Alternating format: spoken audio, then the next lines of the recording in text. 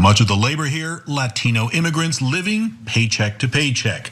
Many now view the Trump years as better for their bottom line. Some Latino communities say when Trump was a president, we don't have high gas or inflation.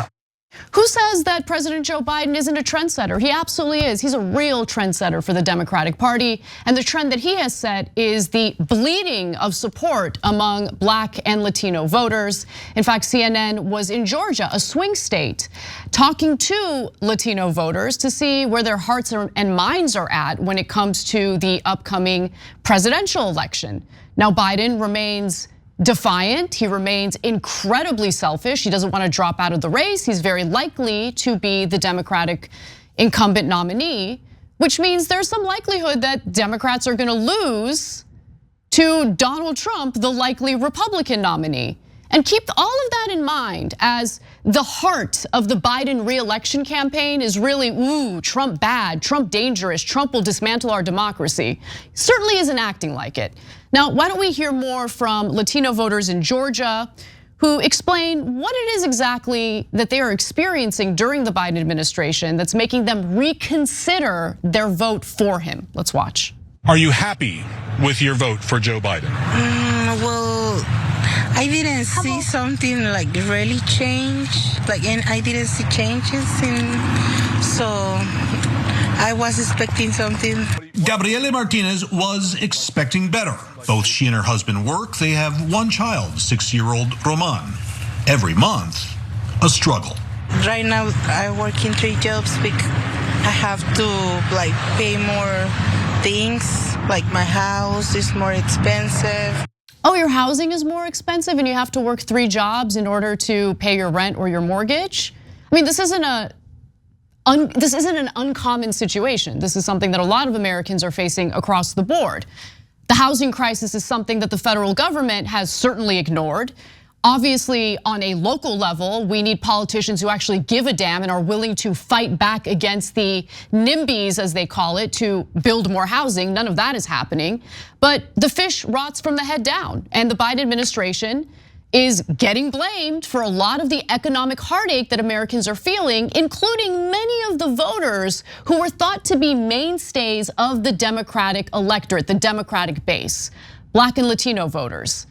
Now, the polling doesn't look so great for Biden. We've talked about a lot of different polls that show that Biden is sliding down the polls, whether it has to do with swing states, whether it has to do with certain demographics that Democrats have traditionally done really well with. And I want to give you some more information about recent polls and what they're saying about Biden. According to Axios, it's clear from consistent trends across multiple polls that Biden is bleeding support among Hispanic voters and Black voters, especially younger ones, and especially in swing states. Things are looking real great for Biden, right? There's more. Biden is morphing into Trump when it comes to his base. It's old and white voters who seem most solid in their support. Quote, Biden has retained the entirety of his support among older white voters, the New York Times' Nate Cohn writes.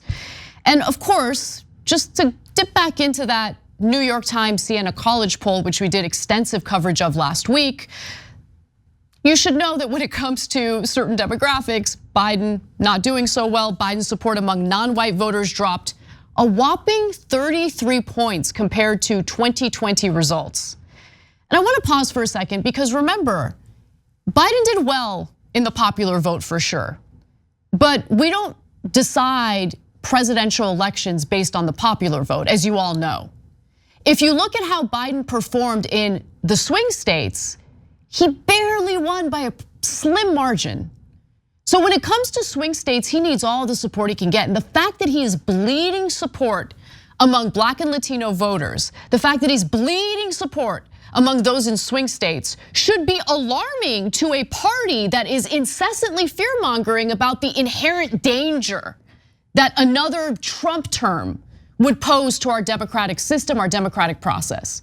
But they sure don't act like they see Trump as a threat. Because if they genuinely saw Trump as a threat, there would be this urging of Biden to step down, to actually follow through on his promise to not run for re-election. He said he was gonna run for 1 term and be done with it. Obviously he lied, and obviously he is just undeterred, unwilling to look at the facts on the ground and make a decision that would be far better for the future of the country, but he's unwilling to do that. There's more. Trump's support among black voters popped to 22 points, which the Times called unseen in presidential politics for a Republican in modern times. Trump has increased his support among black voters. He's also increased his support among Latino voters. And why is that? Well, obviously you have Trump constantly touting how great the economy was under his watch. To some extent that was true.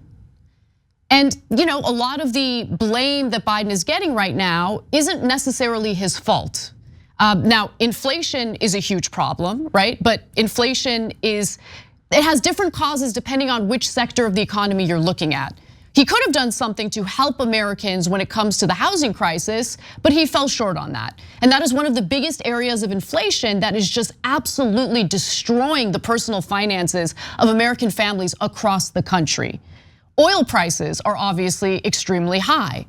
What you pay at the pump, it's gone down a little bit, but all throughout the summer, it was extremely high. Paying for gas was unbearable, and high gas prices translates to inflation everywhere else in the economy, because think about it, you gotta transport products. If the cost of transporting the products is higher due to high fuel prices, then the products that you're buying are going to see an increase in price. One of the things that Biden tried to do was he went to Venezuela and he worked with them to lift some of the sanctions likely to increase the oil supply by the OPEC plus cartel. But Americans have been drowning economically for quite some time now, and the help hasn't come soon enough. It hasn't made really much of a dent when it comes to the stability that Americans are facing, and it is hurting Biden in the polls.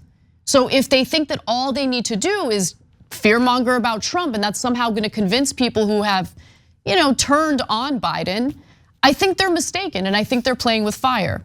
Biden's lead among Hispanics is in single digits in the 6 swing states polled: Arizona, Georgia, Michigan, Nevada, Pennsylvania, and Wisconsin. Democrats typically win among Hispanics by 30 plus points, but not anymore. And look, it's not just the New York Times poll either. A CNN poll earlier this month showed Biden with only 4% lead over Trump among Latino registered voters. Do you guys understand how disastrous that is? As long as I could remember, Democrats had the black and Latino vote on lock. Now, they're significantly bleeding support among Latino voters.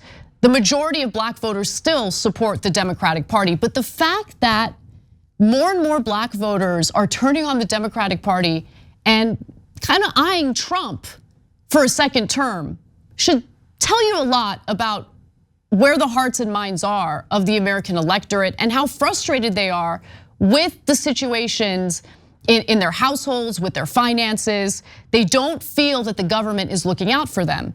Now, take that frustration and couple it with one of the few speeches that Biden has given to the American public. I mean, you don't really see him out in public that often. He doesn't do regular press conferences.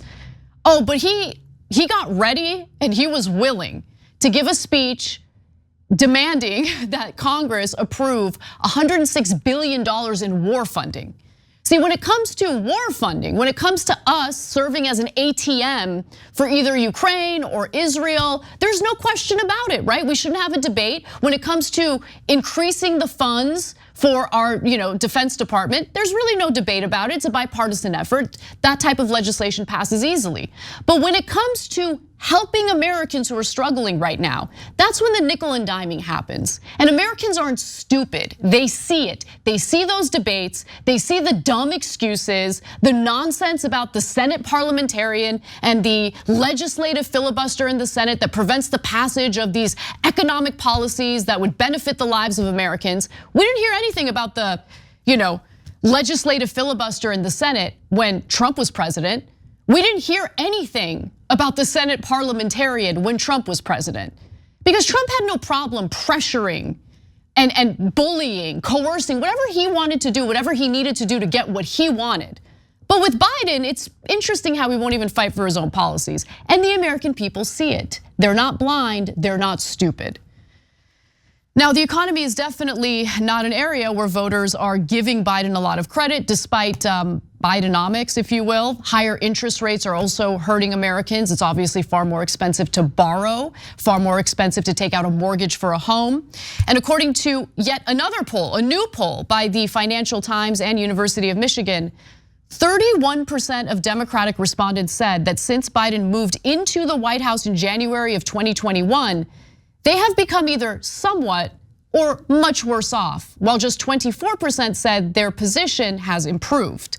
A combined 16% say they are somewhat or much better off under Biden, just 16%, guys, while 32% say they're somewhat worse off and 23% say they're in a much worse financial position.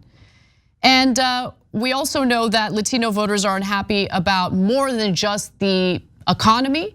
So why don't we hear yet another Latino voter in Georgia and what he had to say about what it's like living in Biden's America.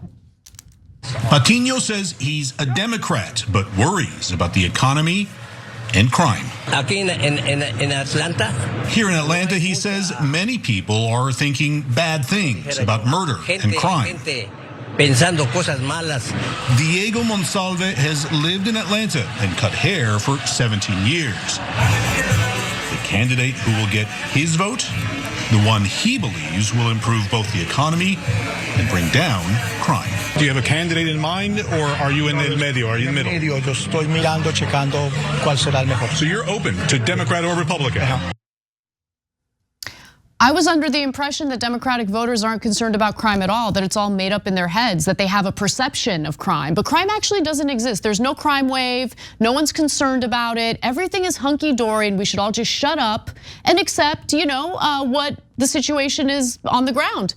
We see increases in car thefts, property crime. In some cities, depending on where you live, you'll see a pretty sharp increase in violent crime, but it's okay. Democratic voters love it. They support it. They're totally fine with it.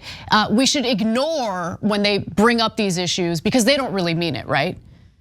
Now, last week I shared details about how Biden has lost a significant amount of support among Arab Americans, especially in states like Michigan, a swing state that's incredibly important for Biden if he wants to win in 2024. We've talked about the Latino vote in this segment, so keep those two demographics in mind as you hear one of his minions, Jen Psaki on MSNBC, engage in the very fear-mongering that I was referring to earlier to basically browbeat Americans into voting for someone who they're unhappy with. Let's watch. He also has plans for sweeping raids of undocumented immigrants, mass deportations, and the creation of giant camps. He wants to restate the Muslim ban, something he also repeated this weekend. And when he was asked about it this week, about how the US can stop the killing of innocent people in the Israel-Hamas war, he basically said we should just let it all play out. And yet, the hand-wringing and cocktail party speculation about an alternative to Joe Biden is continuing, will continue. Guess what? Joe Biden isn't perfect. No candidate is, by the way. But we have to understand what the alternative is here. Joe Biden sucks. We all acknowledge that. But Trump is scary and bad, and he's going to do all of these culture war things that you're not gonna like. Look, it worked in 2020. And what helped Biden in 2020 was how poorly Donald Trump handled the coronavirus pandemic. I'm not so sure it's gonna work this time around. I really don't think it will. And again, if the Democratic establishment is genuinely convinced that Donald Trump poses a significant threat to this country and our democratic process, they need to act like it and they need to run better candidates. But Biden's selfish, he's defiant, and would rather risk it all because he just wants to serve a second term. It's all about him, and we're supposed to pretend like it's not selfish. Thanks for watching the video, guys. We also love it if you hit the join button below because that makes you a member, and members allow us to be independent, honest. We can be as progressive as we want, no corporate media influence, and that's all because of you guys. We love doing the show with our members. Hit the join button, become one of the Young Turks.